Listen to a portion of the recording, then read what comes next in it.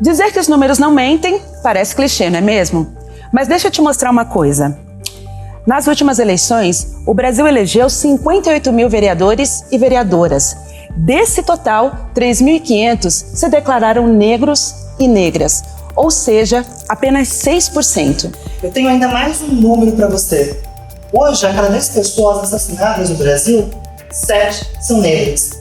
Isso significa dizer que uma pessoa negra tem quase 3 vezes mais chances de morrer assassinada do que uma pessoa branca. E os negros também são maioria entre a população mais pobre do Brasil. Dos 10% com renda familiar mensal menor, 75% são negros. E não é preciso ser bom em matemática para entender que tem algo errado com esses números. As pessoas negras são maioria da população e ainda assim ganham menos que os brancos, morrem mais e são minoria em espaços de poder como as câmaras de vereadores. É como se a sociedade brasileira tivesse sido construída de uma maneira que prejudica essas pessoas. Como se ela tivesse sido estruturada de modo a prejudicar a população negra. Tudo isso é reflexo do racismo estrutural. Mas, afinal de contas, o que é o racismo estrutural? Que bom que você perguntou.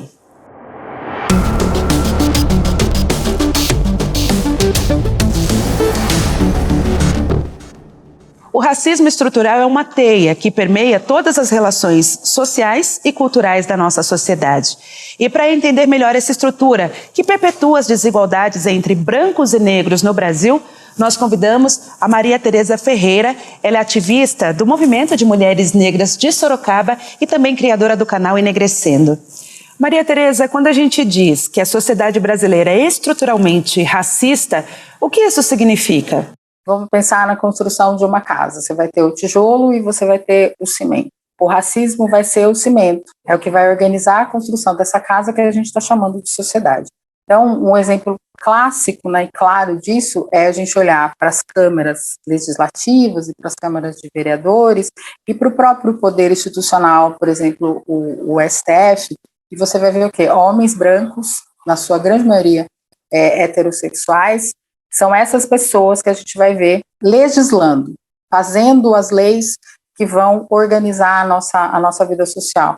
Por outro lado, se a gente olhar para os pontos de ônibus, se a gente olhar para os mercados municipais, se a gente olhar para os moradores de rua, é onde a gente vai encontrar a população negra. Então, eu acho que este desenho, essa visão, explica muito a respeito do que é racismo. E o resultado do funcionamento normal da sociedade é o racismo. O racismo é o lugar onde as pessoas estão. Então, as pessoas brancas são lugares de poder e decisão. As pessoas negras são o lugar do trabalho mal remunerado, é o lugar da ausência de saúde, da ausência de educação e da dificuldade dos acessos. E com tantas desigualdades entre brancos e negros na sociedade, a gente pode falar em meritocracia? Não, não dá. E tem um postzinho que eu vi esses dias que fala exatamente isso. A mulher, ela chega lá na empresa e a chefe, né, fala, mas você precisa ter um mestrado. E ela fala, não, mas o mestrado está aí. E aí, no outro dia, quando ela retorna, a chefe fala, mas você precisa ter um doutorado. E ela diz que sempre que as pessoas negras chegam, a branquitude muda o local da linha de chegada. E isso é muito complexo, porque hoje em dia a gente já tem doutorado, a gente já tem especialização, a gente já tem mestrado, a gente já fala inglês, a gente já fala espanhol, e essa capacitação das nossas pessoas, né, do nosso ser, né, precisa ser reconhecido.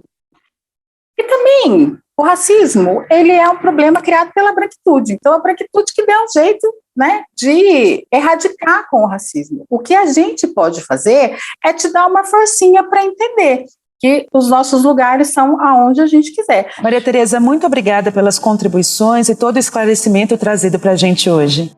Obrigada a vocês, foi ótimo. O Brasil foi construído às custas da discriminação e da morte de pessoas negras. Se a sociedade brasileira fosse um castelo de cartas, por exemplo, o racismo estaria aqui, na base. Sem ele, a sociedade como a conhecemos rui. Por isso, precisamos nos unir, todas e todos, para transformar essa realidade. Como disse a ativista intelectual americana Angela Davis, em uma sociedade racista não basta não ser racista, é preciso ser antirracista.